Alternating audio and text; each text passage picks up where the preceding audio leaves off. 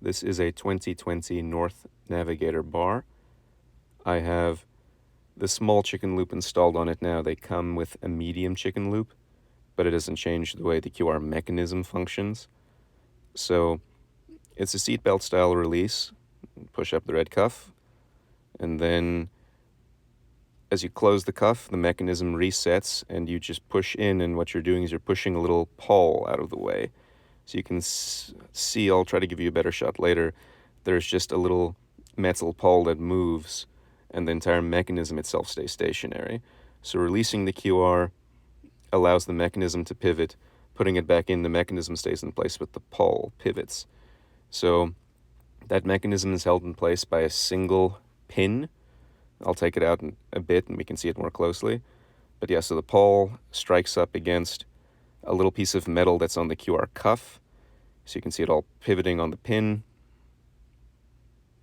As you slide the cuff closed, it aligns the mechanism and then forces the pawl into contact with the strike.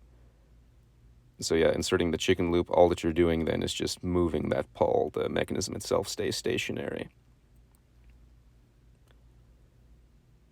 Yeah, so you can see, the mechanism aligns, push in, pawl moves out of the way, so let's take it apart. This is an interference style pin. You push it out from the other side, and then you can take the mechanism out without removing the QR cuff if you wanted to. And so this is it. There's 4 parts to it, the sort of large monolithic metal bit.